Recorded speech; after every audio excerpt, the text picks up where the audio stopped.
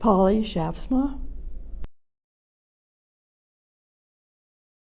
Well, when I was in college, I got a job just out of the blue at Mesa Verde National Park as a waitress, but that certainly introduced me to archaeology.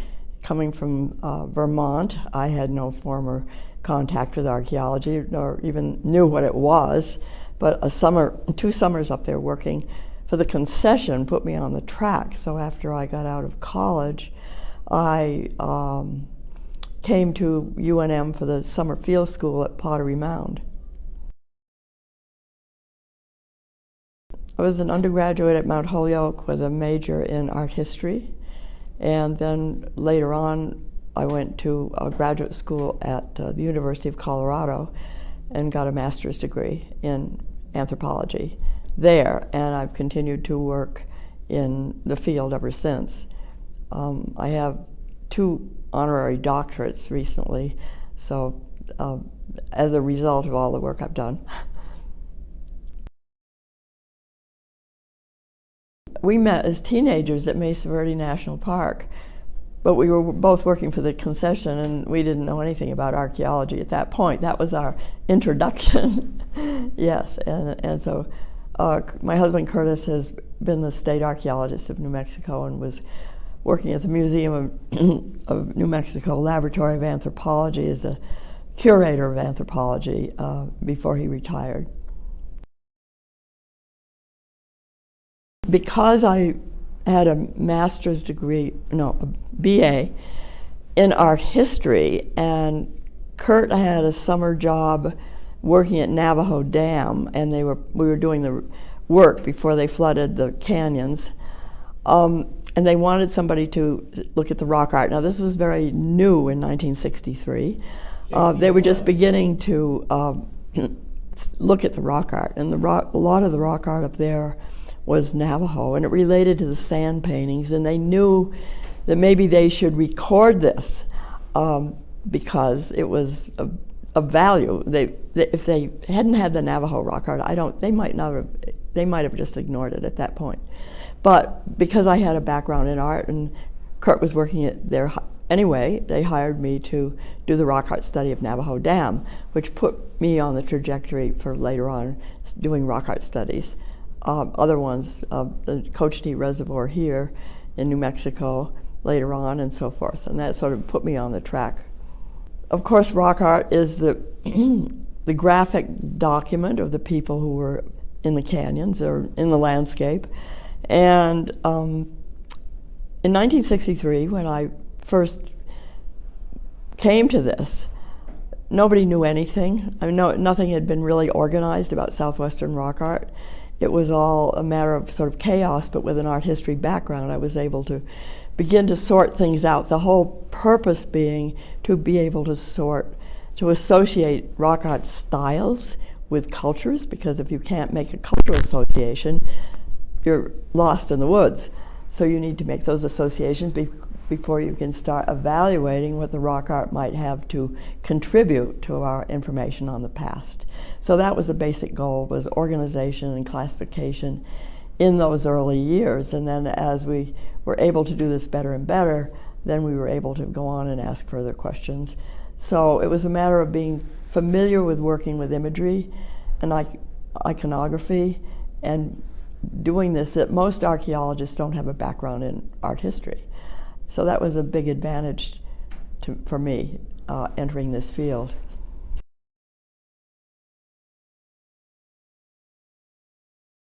Did my approaches and interests change during my career? Yes, in the sense of, to some degree, we're always stuck with the basic questions when we go into the field. Does this conform to a cultural pattern and so forth? And then we know the dates. But as time goes on, we can advance our investigations and begin to try to understand meaning and purpose and how making imagery in the landscape contributes to understanding people of the past. And there are many reasons. There are sacred places, shrines, religious things. There's other places where it seems more casual, but no matter where you find it, it identifies people, and you begin to ask different questions. And every group of sites provokes different questions, depending on what you know about the past and what you can assume. So function, meaning, social identity are all the things that follow from these things. Recently there's a great interest, suddenly an upsurge of interest in color and used in rock paintings, and also some of my work has involved kiva murals because it's also iconography. And so in both of these graphic media, we're able to ask new questions, and color has recently become a new focus of investigation. What is the meaning of, and it leads you down all kinds of paths that you would never go otherwise. But it isn't just a matter of, these people didn't go to the paint store and just grab some nice paint that they wanted. It has a lot of embedded meaning and symbolism, relationships to the landscape, the source of pigments, I mean, on and on and on. So it opens a whole set, and you never know what new doors are going to open for you. I mean, it continuously unfold as we accumulate more information. And now, as opposed to earlier, we are trying also to work with the Native community in the descendant communities of these things. And sometimes there are really close relationships, like with the Navajo people or the recent Pueblo people here in the Rio Grande Valley. And then other times when you're back in the archaic and thousands of years ago, there's no descendant communities and you're kind of on your own. But we're trying to articulate with people more and more and bring them into the conversation so that we have a collaboration with the Native community. Yes, some of the milestones. One was being invited to do a book on the Utah rock art of Utah, which was simply based on a group of photographs from the Donald Scott collection at the Peabody Museum. And they wanted, after his passing away, his wife wanted someone to write up his collection. And I examined the collection and determined that there was only enough information on Utah to really do a book. So I did that. That was certainly a milestone. It sort of set the pace. It was then following that, or really close on the heels of that, was a rock art survey of New Mexico. So I was involved in the beginning in doing these broad surveys so that I was mapping the world for archaeology, for rock art, basically, Southwest, and the areas around. The milestones really have been my publications. And then the Indian rock art of the Southwest, I was invited to write by the School of American Research. And that has certainly been a major resource and continues to be for people interested in rock art. So these are certain milestones along the way that I can think of, right? And that was back in 1980. But I've continued my work in interpretation and looking at a lot of different aspects of the past and how, and imagery and what that communicates on different levels. Those are the main basic milestones that propelled my career in studying rock art in the Southwest. I cannot think of any particular setbacks. Mainly, every time you write something and publish it, it's out there for attack, in a way. I mean, that's part of the dynamism of being an archaeologist. And I basically find that one just simply persists. You know, I mean, you write something like, I was working on, my interests really are in, beyond the imagery itself, in religion of people. And that because the rock art, of course, and the kiva murals are an expression of people's religion. And so I was able to really understand, for example, the Kachina societies, and when that came in to the Pueblo world, because it's well documented in the imagery all over the place. But my ideas contradicted archaeologists, for example, in Arizona, who felt that it had all been invented by the Hopis, and that contradicted the archaeological record. So I was dealing with information that other people didn't have or weren't really willing to really look at, so that is constituted a big dialogue, and it wasn't a setback, actually, no, but it's a matter of persisting along what your research has discovered, and you just keep going. I've never had a major setback as such. Well, I suppose the Indian rock art of the Southwest, which laid out kind of the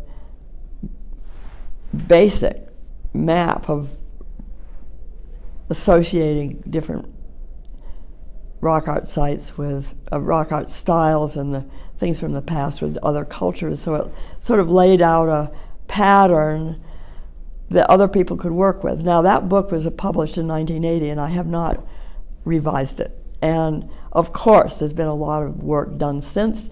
If that book were to be rewritten today, there would be a lot more to be said, and a lot more stylistic nuances, and a lot more corrections and added to it. But I think that that provided a foundation for rock art studies in this region.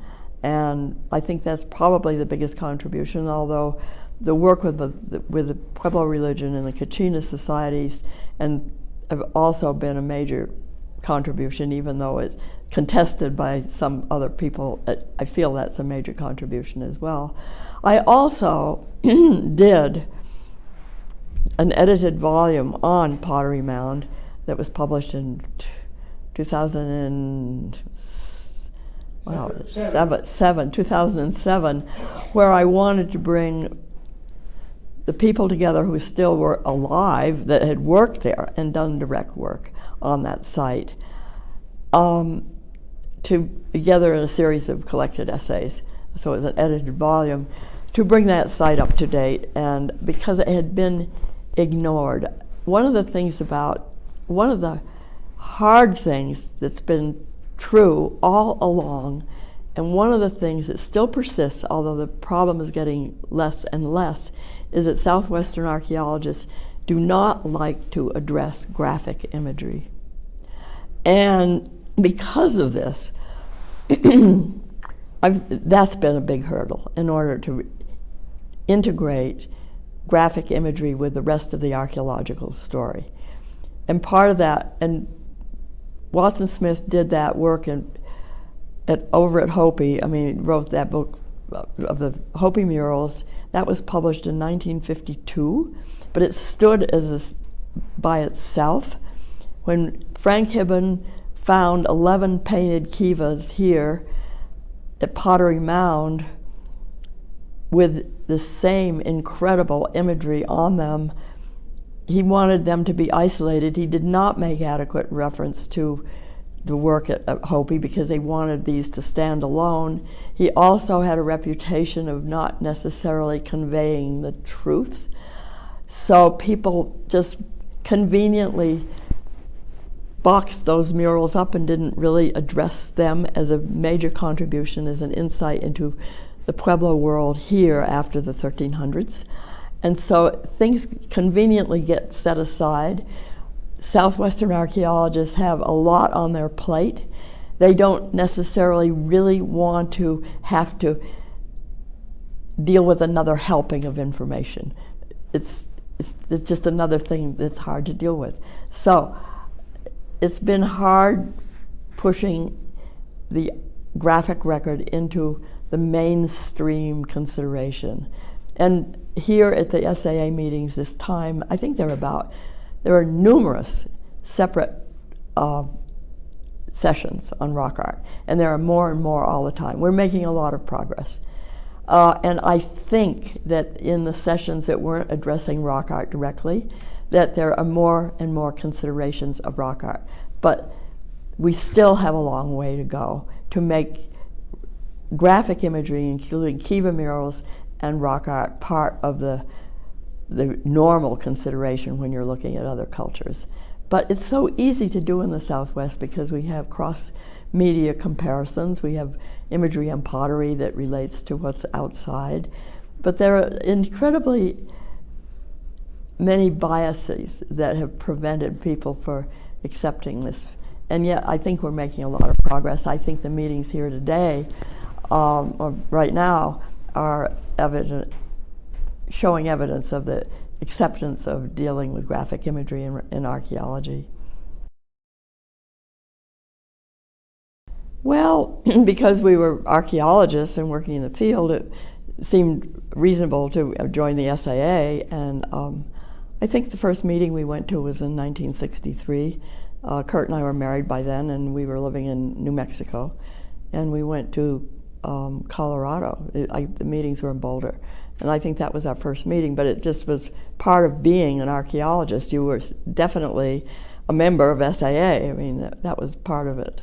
And of course, it keeps you in contact with people and gives you an opportunity to present papers and as a result of your work. How do I view archaeology today? Well, I think today we're looking at a lot of new problems that are coming up, and that again goes back to the collaboration with the Native community. We're making great strides there. And yet there's also a tension where oftentimes the Native community doesn't want you to really say what you've discovered.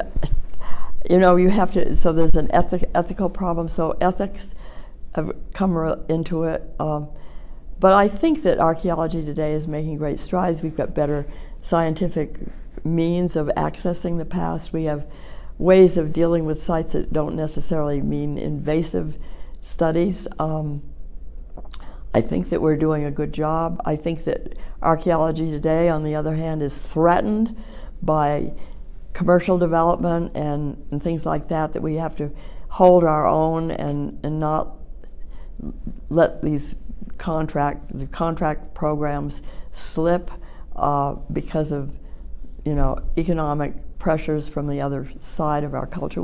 There's a lot of conflicting factors, but I think that archaeology is basically, we've come a long way. We've come a long way, and you can't throw out all of the knowledge that's been accumulated. And I think things are going well, and I think these meetings show great progress in incorporating people from other areas too. My hopes for the future of archaeology, well, I hope it continues, of course, because what we don't study will get lost. I think that's unfortunate. One of the things that the interesting conflicts between Native communities and archaeologists is that we in the West value information of all kinds. We treasure it, we archive it, we save it, we store it. We want information, we like to accumulate it, it is valuable. And oftentimes the Native people want to suppress it because they've been misunderstood so much and taken advantage of. You can see where the conflicts come in. I'm hoping that we can have a better collaboration and understanding between the archaeological community and the Native community. And I hope that we continue making progress in widening our horizons. Well, one of the things I could add to this that is part of the Pottery Mound murals, for example. I'll go back to Pottery Mound and the murals. It was a crazy summer and a crazy project in a lot of ways. By the time the murals were discovered, the ways of preserving murals had been worked out here at the site of Quawa, just north of Albuquerque, where they could remove these paintings on mud plaster, and a technique had been developed and worked out in the 30s on how to do this, and they were preserved a lot of these murals. When we worked at Pottery Mound, we scraped them off with jackknives. In other words, there's many, many painted layers. Almost nothing was preserved from that site. There was an attempt to preserve certain murals. And so everything was recorded, photographed, drawn. There's vast archives at the Maxwell Museum. But the fact that Pottery Mound existed means that there must be an awful lot of other sites with murals here, right here, here now.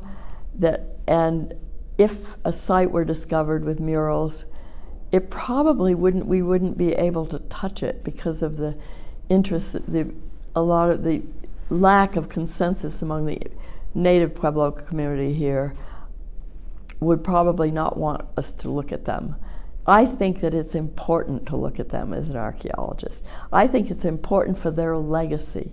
This is my view. I think it's important to look at them, understand them, respect them, rather than just covering it up. And so this is one of the basic tensions that we have. I would like to see more willingness on the part of the Native community to look at their past. I think that possibly that will happen in the future. I think that we're making a lot of progress along those lines here and there. There was an issue about the Quawa murals that are preserved and whether we should be working on them more, and there was this was recently in a Getty project where we were looking at the murals to see if we could be restoring the ones that were damaged over the period of time, the ones that had been salvaged and exist. And they interviewed a lot of these Pueblo people and there was no consensus. Some of the most conservative Pueblos were interested in preserving the murals, and other ones said, don't touch them. So there's a lot of lack of consensus, but I would like to see in the future that the Pueblo people, for example, here would be more interested in preserving and investigating their legacy. I would like to see more sites with murals discovered and documented, because it's such a wealth of information on the past and the religion and the ideology and the interactions between the whole region. And these are things that I would like to see. The rock art, of course, stands on its own. It's out there, it's protected, and yet it's continuously being threatened by vandals and so forth. And we are making a big effort all across the Southwest to preserve these sites. This has to be in reference to my original interest in archaeology. And when I was working at Mesa Verde, for the concession, obviously my interest in archaeology was perked. And by the second year, I decided that I needed some orientation because I was from the East. There was no archaeology being taught in my college. There was no, it wasn't a very clear path. And so I thought I would ask the head of the archaeologists at Mesa Verde, Don Watson, for some advice. So what do I do when I get out of college, or some idea of maybe some university I might attend or whatever. So just advice on becoming an archaeologist, and this is in 1956.